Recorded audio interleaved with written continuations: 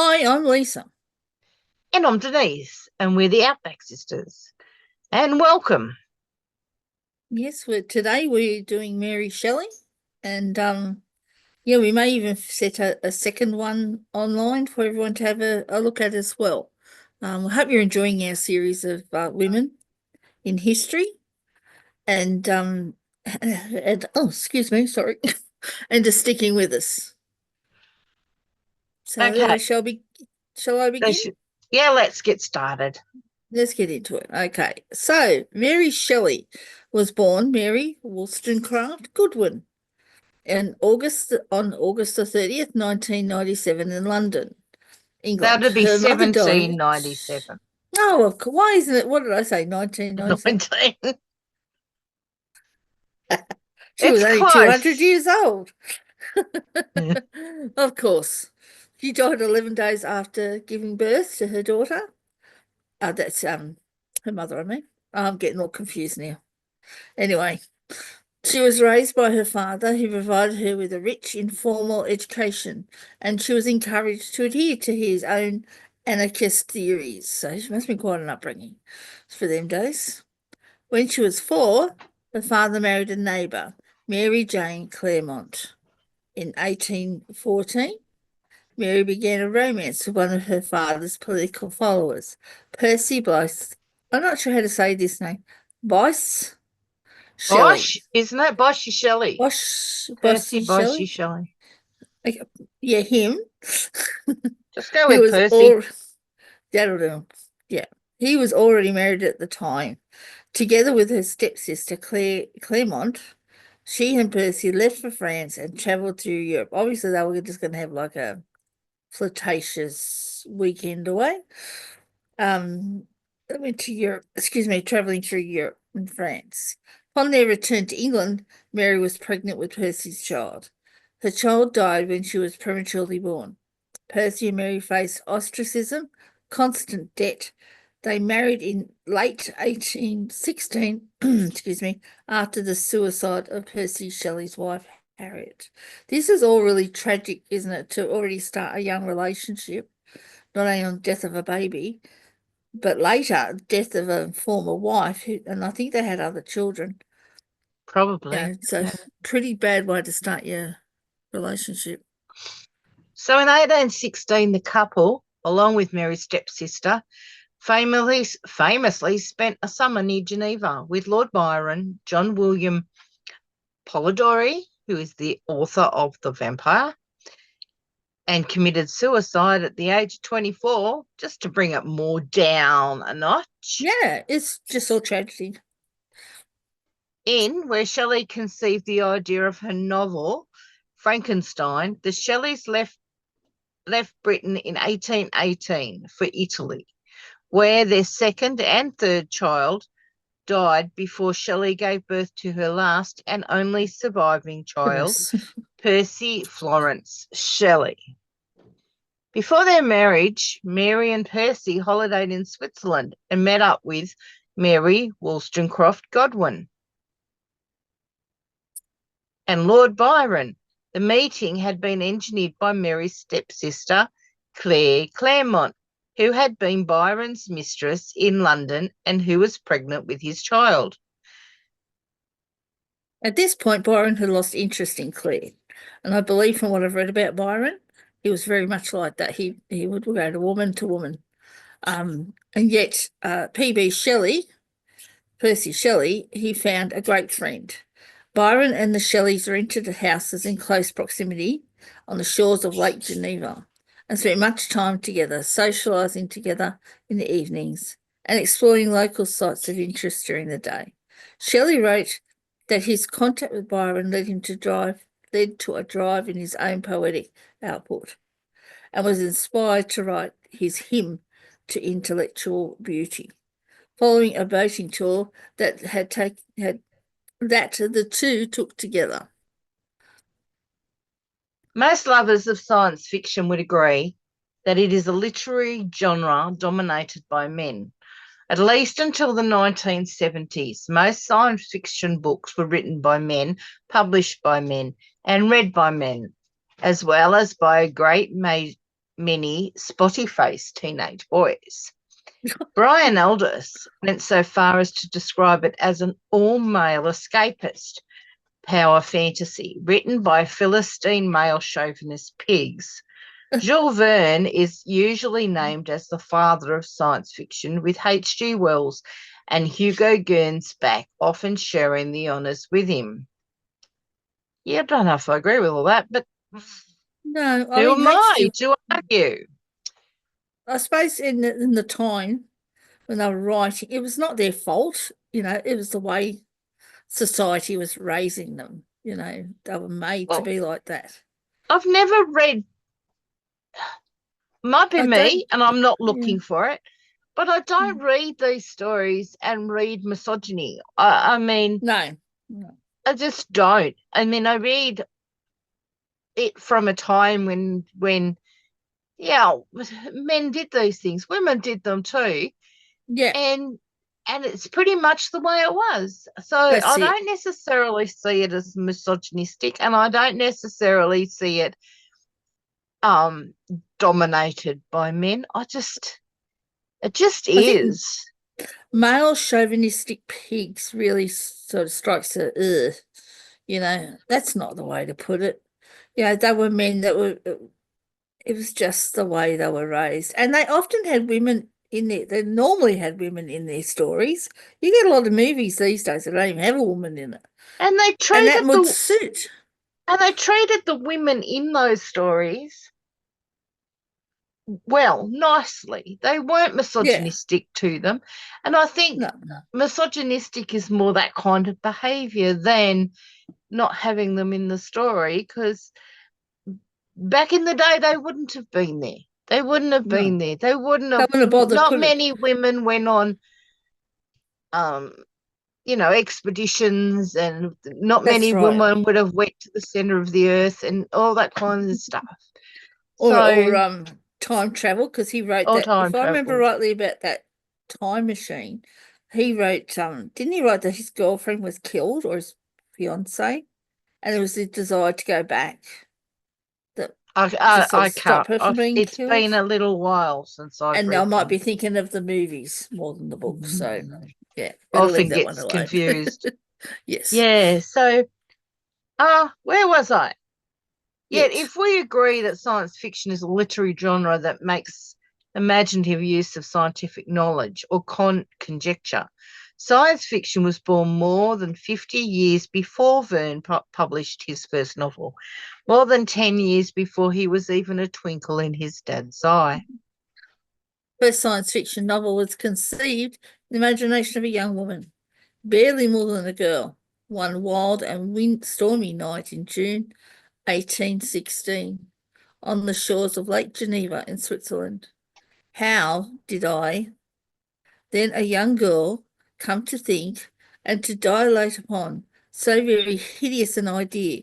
She was to write later, Shelley, obviously, Mary. When her novel, her hideous progeny, finally came to be published.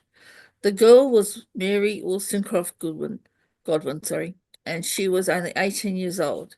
She'd eloped to Europe with her lover Percy Shelley, their illegitimate son William, and their stepsister Claremont, who was having a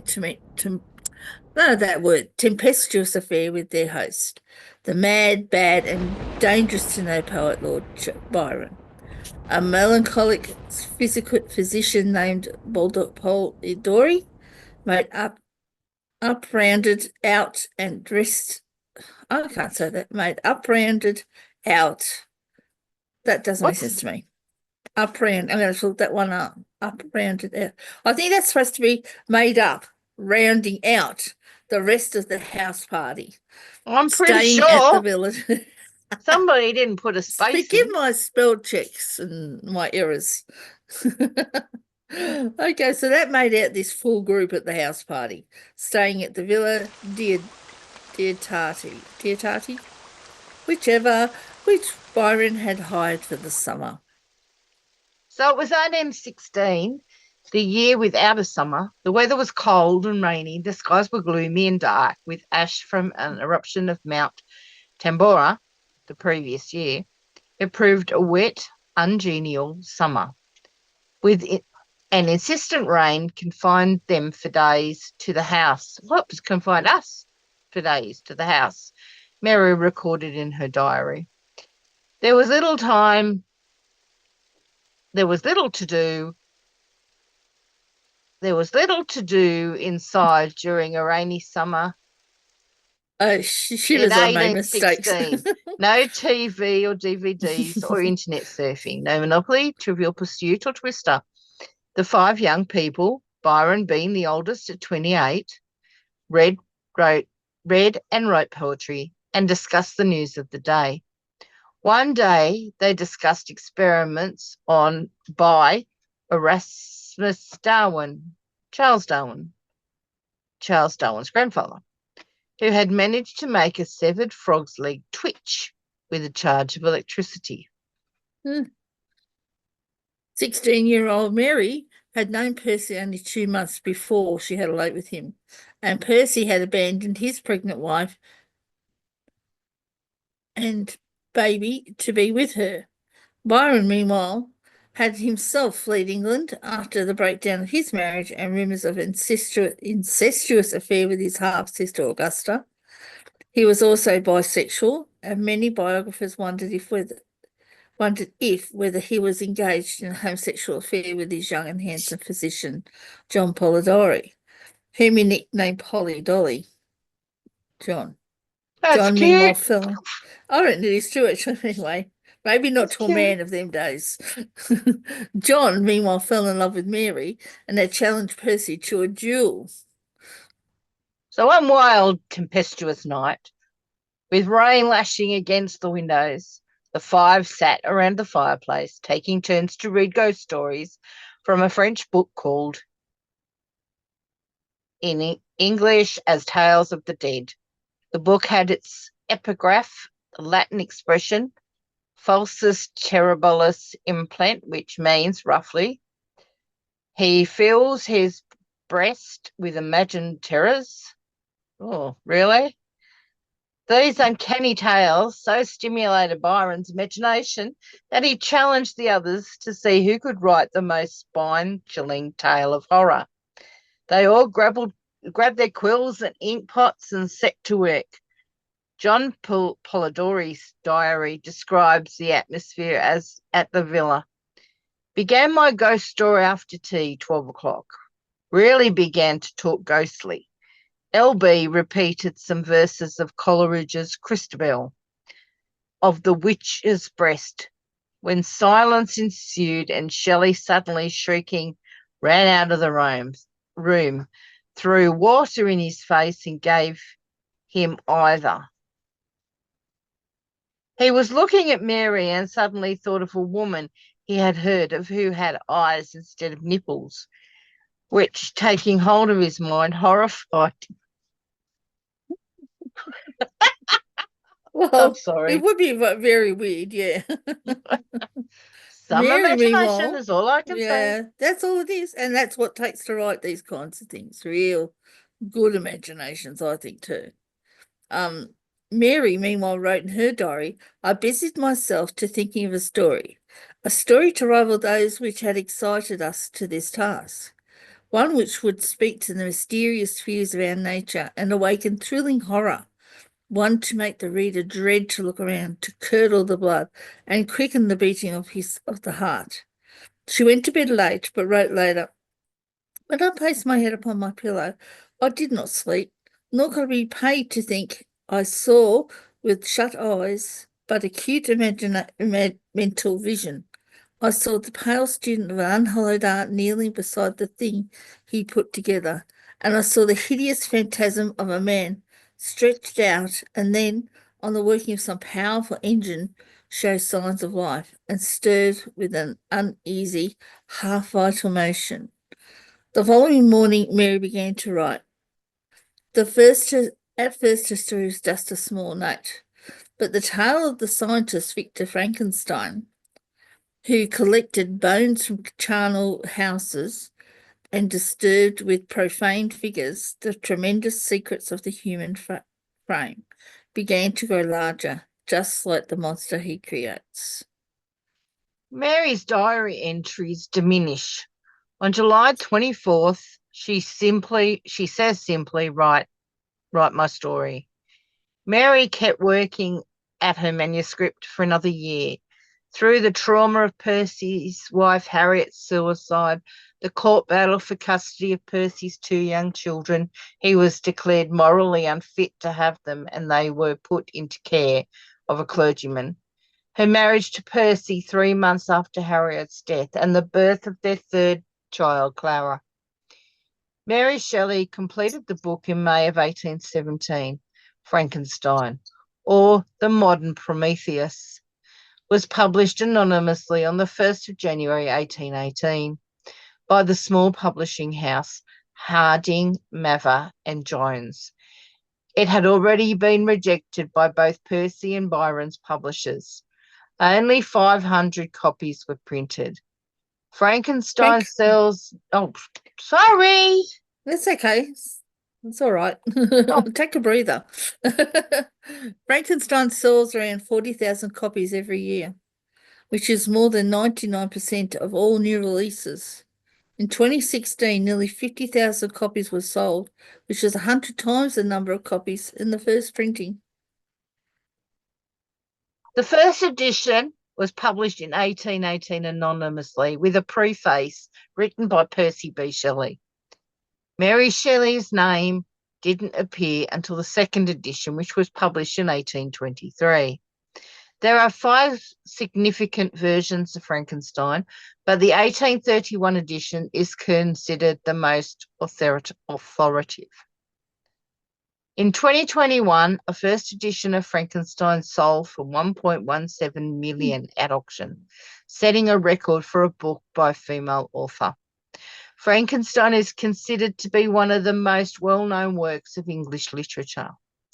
It has been adapted for the screen many times, including Thomas Edison, Mel Brooks, Tim Burton, and Guillermo del Toro. In 1822, Mary's husband drowned when his sailboat sank during a storm near Viareggio. A year later, Shelley returned to England and from then on devoted herself to raising her son and her career as a professional author. The last decade of her life was dogged by illness, most likely caused by a brain tumour which killed her at the age of 53. Until the 1970s, Shelley was no money for her effort to publish her husband's works of her novel Frankenstein, which remained widely read and which has inspired many theatrical and film adaptations. Recent scholarships has yielded a more comprehensive view of Shelley's achievements. Scholars have shown increased interest in her literary output, particularly in her novels, which included the historical novel Valperga in Valperga. 1823. Valperga, okay, in 1823, and Perkin Warbeck, 1830. Her apocalyptic novel The Last Man in 1826, and her final 2 novels Lador in 35 and Faulkner in 37. I have to admit, I have actually read The Last Man. And Good. No, not. Oh, it's not bad. It's quite good you can consider when it was written and how she wrote it, but not like totally different to Frankenstein because it is apocalyptic, which is more of a common genre now than it would have been back then. Mm. The end of the world and there's one man left. So yeah, it's not bad. It's readable, but I don't class it as the real top stuff like she did in Frankenstein. I've never read any of them. I've got to admit. I mean, Oh, okay. of course, I don't know too many people who don't at least know about Frankenstein, but most people have read it, I think. But no, I don't know any of those. Never read any of those. Studies of her lesser-known works, such as the travel book Rambles in Germany and Italy in 1844, and the biographical articles for Dionysius Ladner's Cabinet Encyclopedia, 1829 to 1846, support the growing view that Shelley remained a political radical throughout her life. Shelley's works often argue that cooperation and sympathy, particularly as practiced by women in the family, were the ways to reform civil society. This view was a direct challenge to the individualistic romantic ethos promoted by Percy Shelley and the Enlightenment political theories articulated by her father.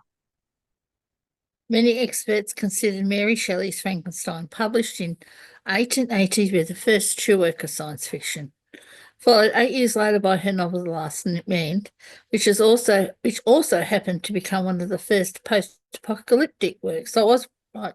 There was nothing written before then about apocalyptic things, thus establishing that subgenre of science fiction.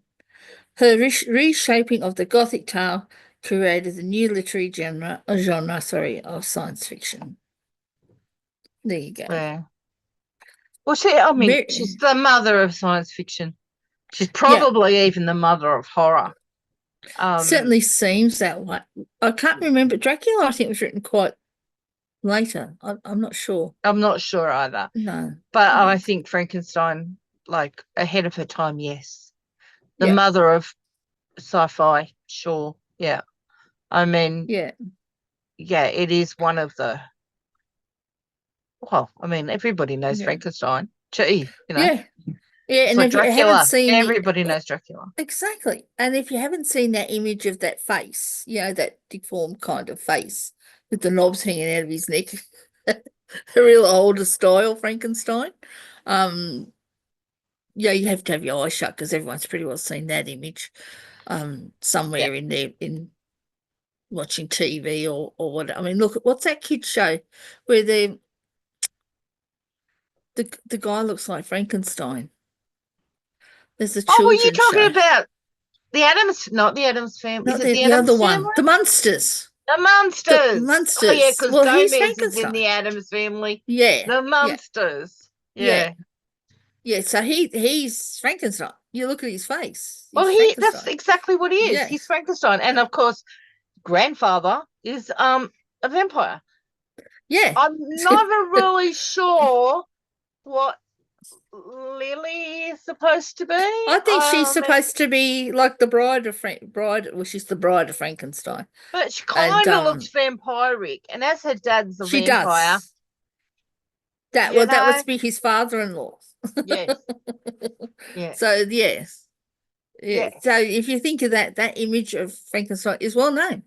yeah, Most people have seen. I mean, I remember what a lot of the younger people may not know of the Munsters, but hey, watch a couple episodes, you will laugh.